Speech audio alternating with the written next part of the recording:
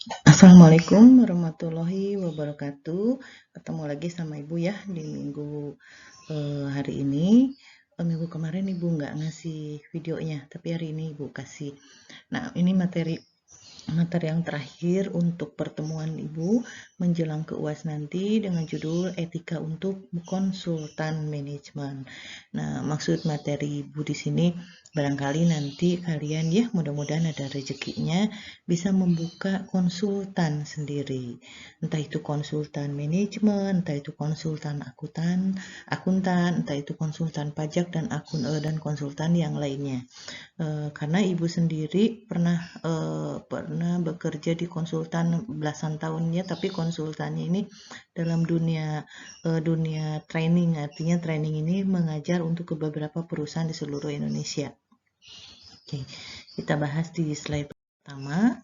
Nah, ini ada jasa konsultan manajemen.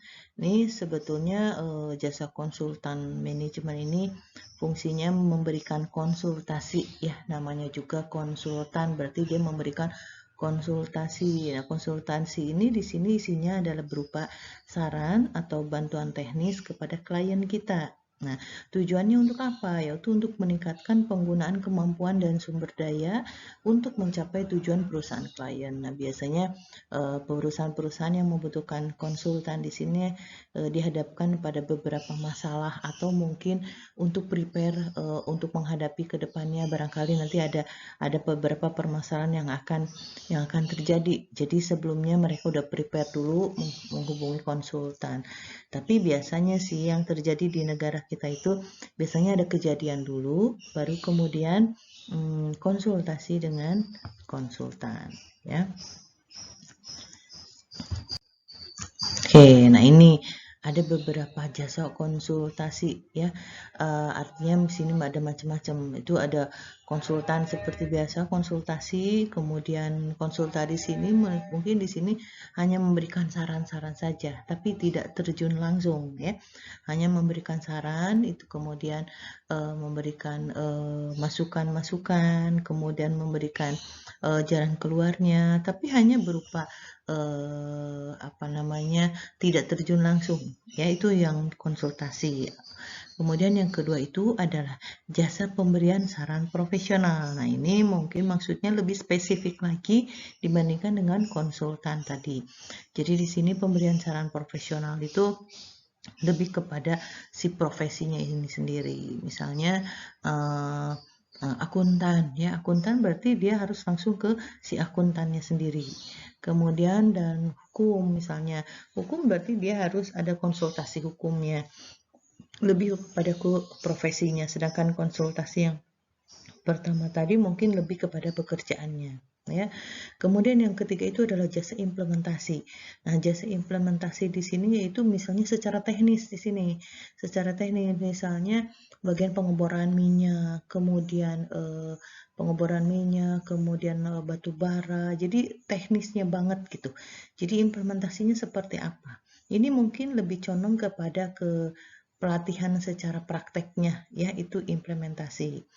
Kemudian ada jasa transaksi. Nah, jasa transaksi ini biasanya berhubungan dengan masalah keuangan, misalnya masalah perbankan, kemudian masalah kan lembaga keuangan itu ada dua ya, ada lembaga keuangan bank, ada juga lembaga keuangan bukan bank.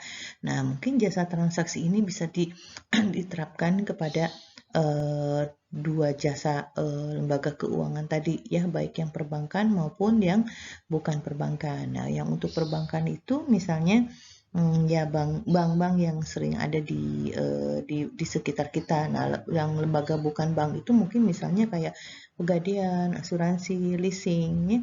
Kemudian modal venture, asuransi, udah tadi ya, terus apalagi banyak lah yang jasa transaksi yang memang dibutuhkan.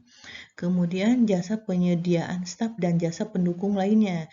Nah, untuk penyediaan staf dan jasa pendukung lainnya itu biasanya berhubungan dengan HRD di sini, Human Resource Development, atau misalnya berhubungan dengan penggunaan sumber daya manusia. Nah, misalnya kalian mungkin kenal dengan yang namanya outsourcing ya.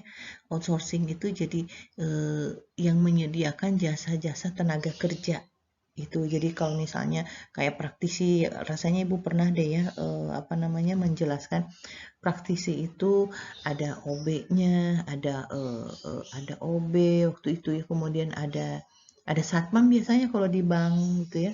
Kemudian tapi kalau di praktisi satpam kebetulan itu adalah pegawai tetap dari praktisi. Nah, biasanya kayak satpam, kemudian OB ya, itu biasanya jasa outsourcing. Jadi ada pihak lain yang menyediakan jasa. Kemudian kita sewa ya. Dulu sih waktu sebelum ada pandemi kita juga menggunakan jasa dari outsourcing untuk OB-nya. Jadi kita pinjam OB. Nah, itu jasa penyediaan staf.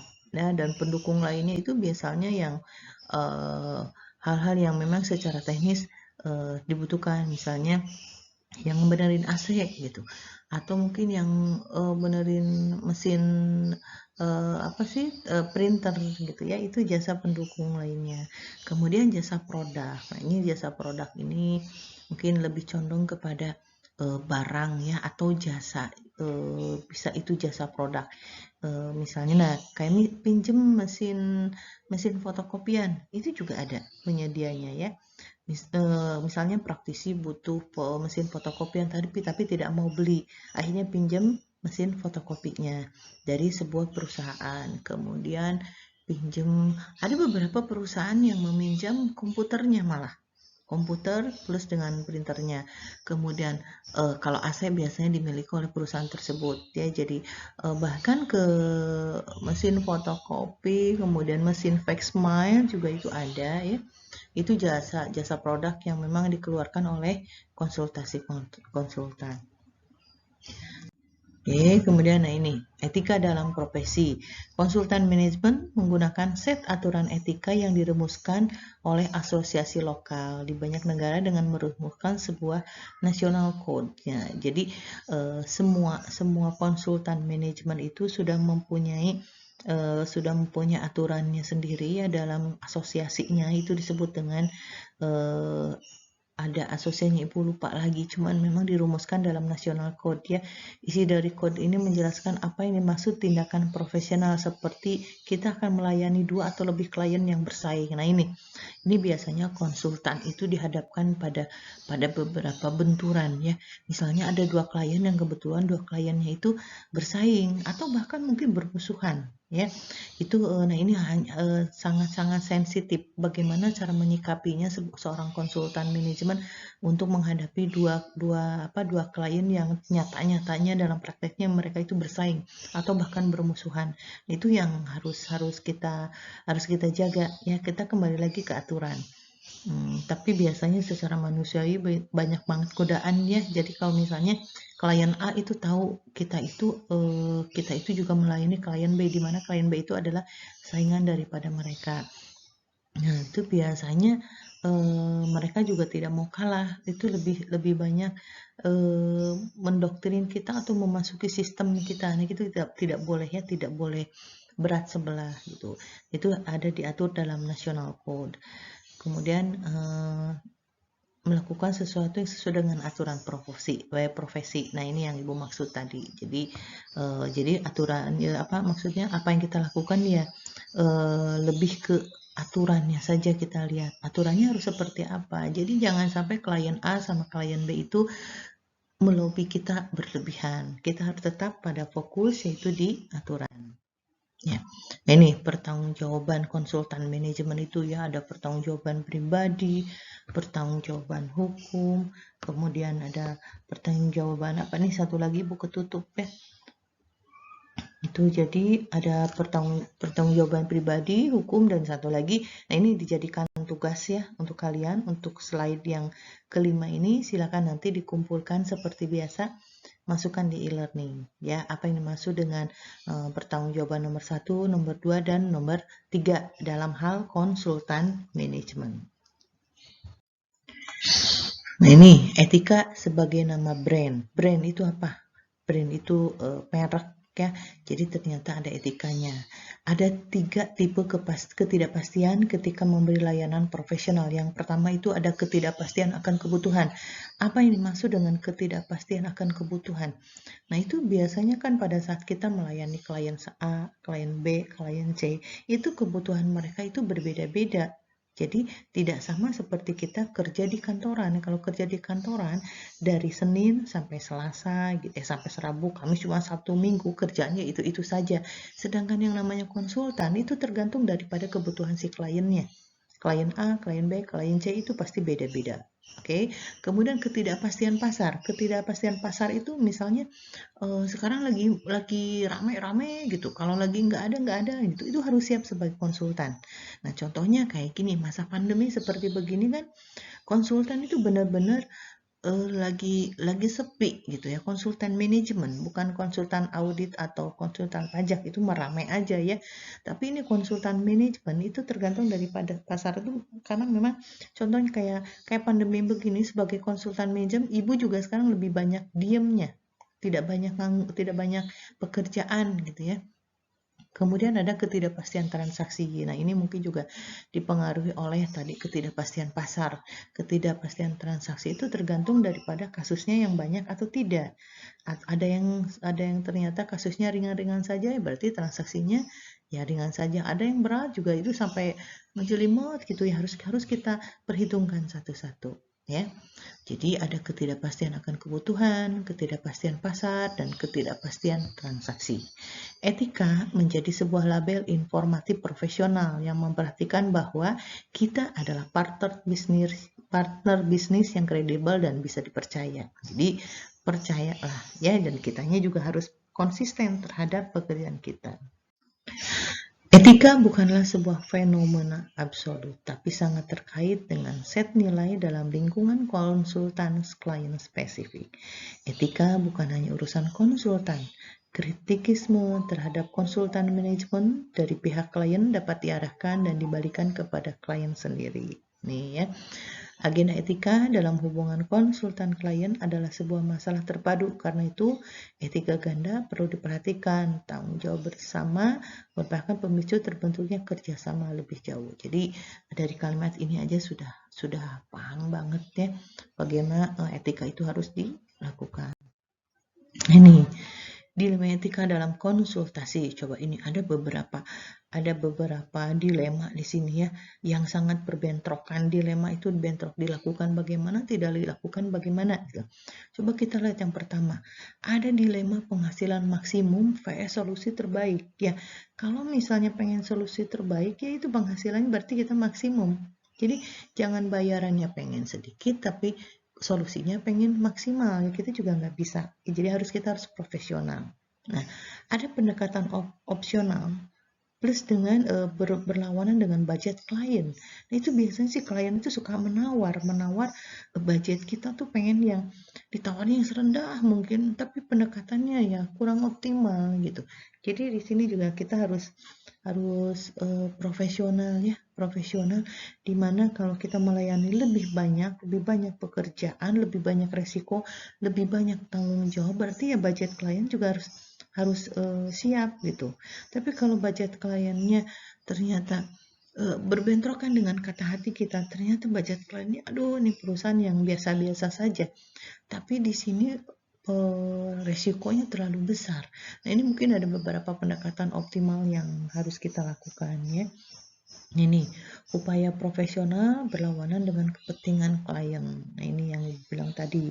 Ini biasanya kepentingan klien antara profesi kita dengan kepentingan klien itu biasanya biasanya suka ada gratifikasi itu si klien itu suka pengen memberikan apa, sedangkan dalam aturan kan tidak boleh gratifikasi ya.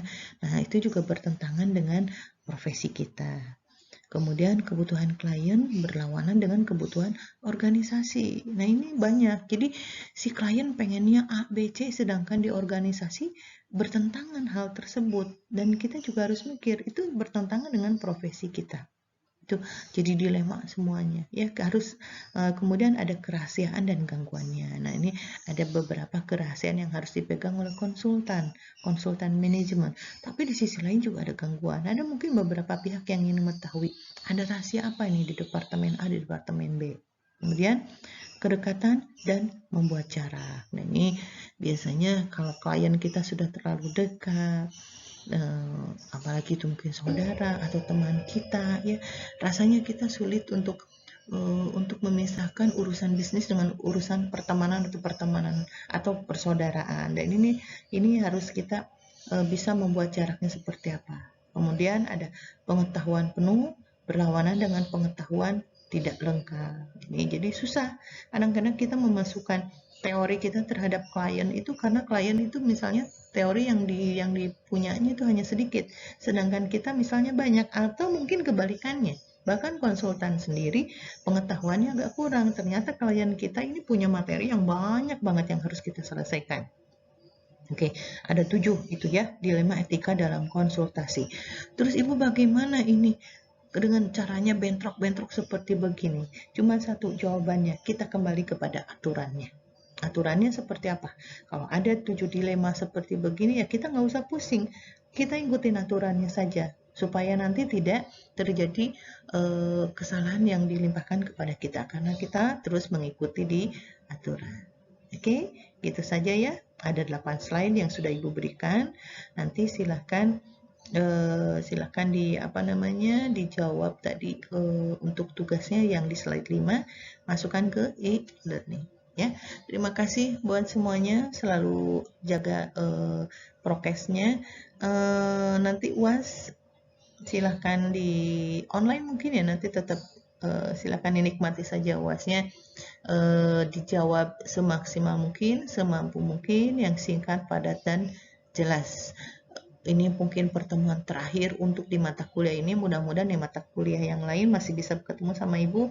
Ibu mengucapkan permohonan maaf apabila dari pertemuan 1 sampai dengan pertemuan 14 kali ini ada yang perkataan Ibu yang menyinggung atau tingkah laku Ibu yang menyinggung. Ibu mohon maaf ya, semata-mata Ibu juga karena sayang sama kalian. Kemudian juga Ibu ingin mata kuliah ini menjadikan bekal buat kalian yang bisa diimplementasikan pada saat dunia kerja.